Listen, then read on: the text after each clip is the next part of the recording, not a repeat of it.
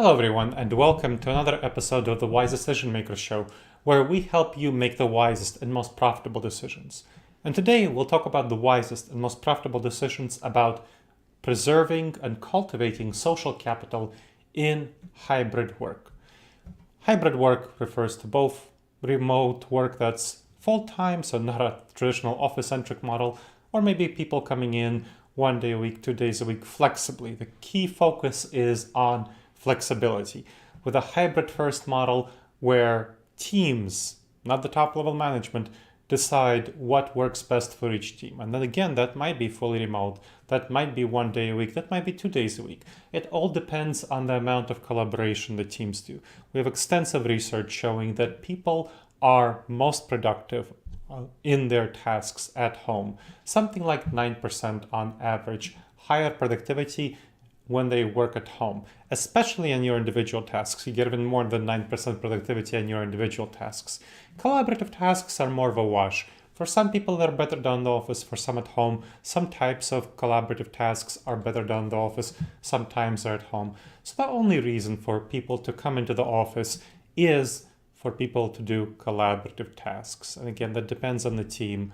And that depends on the person. Some people, if they have a really problematic home environment that's not conducive to work at home, then of course they should come into the office. But there are so many leaders who are pushing for mandatory in-office work, a lot of it. Office-centric schedule. For example, Google is demanding at least 3 in-office days. That's a pretty office-centric schedule. You can't really call that effectively hybrid work. That's office-centric schedule. That's a top-down, inflexible model.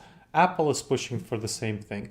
And in fact, for Google, there's the former HR head of Google says that just the 3 days a week, that's a transitional model. The Google leadership intends to get everyone back into the office full-time because they want to be an office-centric company, supposedly for the reason of preserving social capital. Despite many employees being in that position, they know over the years of the pandemic that they were successful working remotely. They can do their job remotely, and they don't want to take the incredible hassle and stress of going into the office, having the rush time of the commute.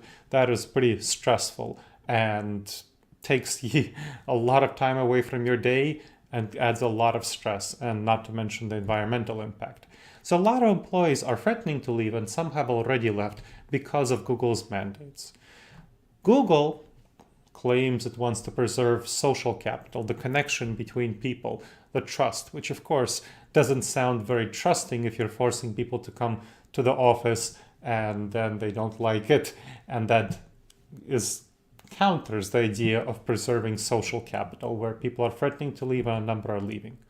So that is a challenge, and that's an obvious issue for leaders who want that connections between people, because leaders think that hybrid work undermines social capital and undermines those connections and trust, that those connections and trust are built by people seeing each other face to face in the office, those spontaneous hallway conversations, those interactions with your teammates and colleagues. That's what builds social connections and trust and bonding. However, there are a number of progressive companies that have figured out how to build social capital into hybrid work. And a number of them are my clients. For example, Applied Materials, a high-tech manufacturing company in the Fortune 200 company in the semiconductor business. So it really figured out well how to cultivate social capital in hybrid work. Or the Information Sciences Institute, which is a high-tech research institute with 300-ish staff, and a number of other clients that I have, like Nationwide Insurance. They figured out how to build social capital into hybrid work, not by using traditional methodology, but by using innovative methods, best practices, best known methods, BKMs also known as, for hybrid work. So that is where we're coming from. But a number of leaders, they really don't want to hear this. They don't like this idea. They think that there's only one way to collaborate together. And that all stems from cognitive biases, which are mental blind spots that cause poor decision making in all areas of life, including on returning to the office, including on future work arrangements, hybrid work, and so on. In order to address them, you need to not trust your intuitions. Your intuitions are based on many, many decades of working in the office. That's what the norms are. That's what our intuitions tell us is the right thing to do. We can't trust them. We can't rely on them.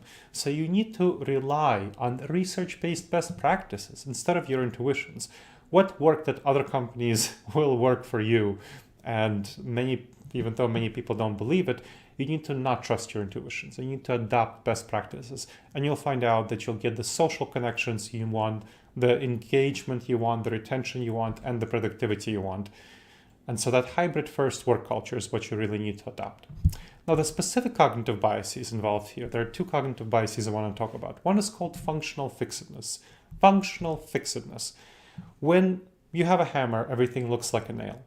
And when we perceive that there is one way of functioning, collaborating together with teams, building those social connections that cultivate social capital, we tend to function in that way, and we don't think about other methods of building social capital, of collaborating together effectively.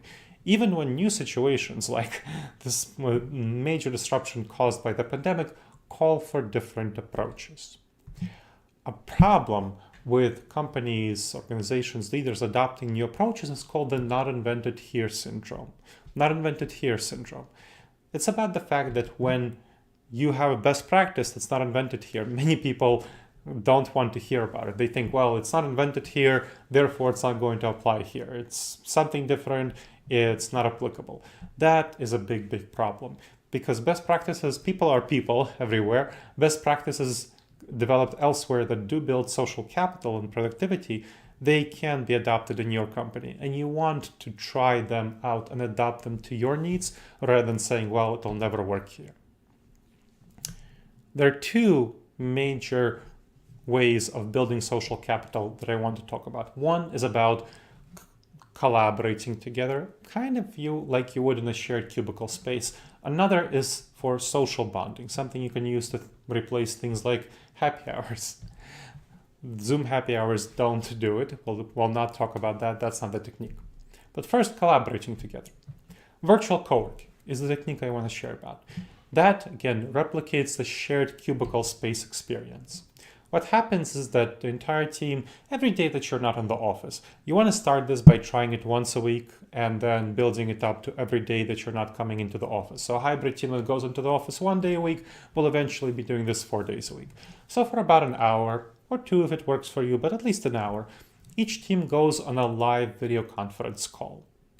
And so you want to share, at that call you'll be working on your individual tasks. At the beginning of the call, you share what tasks you plan to work on, and then you work on your individual tasks. You turn off your microphones, you leave your speakers on, video is optional. I recommend teams try it with video, and then if folks aren't comfortable, then you switch to audio only, or some people can keep their video on. But it is helpful, I find, to have video on to see other people working. It's good. Now, the cool thing about this technique, the crucial thing about it, is that you can turn your microphone on and ask questions when you have issues. And that's great for junior staff members to get on-the-job training and integration into the team. Now, what's on-the-job training, right? That's something that many people have been missing in the pandemic. On-the-job training is simply getting your questions answered quickly.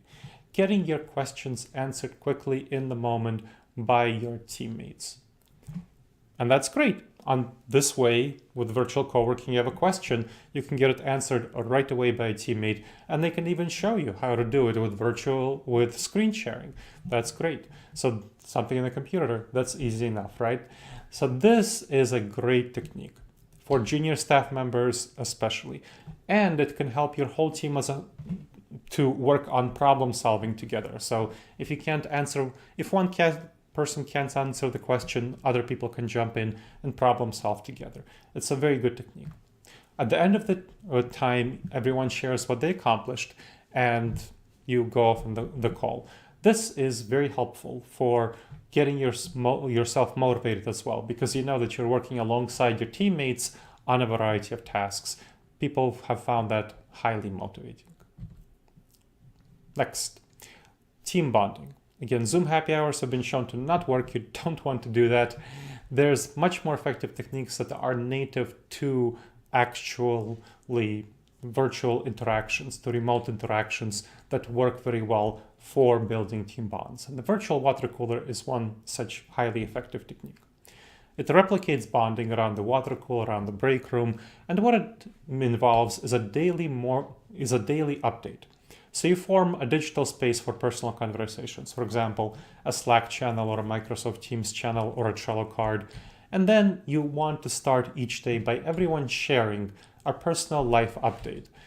So how's your life going? What's up with you? How are you feeling? What are you going to focus on that day? And then you respond to 3 other team members' updates about what's going on with you. And you can have the same prompt. I recommend working with the same prompt, and you want to have a fun part of the prompt by saying what's a fact about the world or yourself that other people don't know. Some people like to invent their own prompts, which is also fine, and have different prompts for different days. And then you want to respond to 3 other team members' updates, so that's important as well.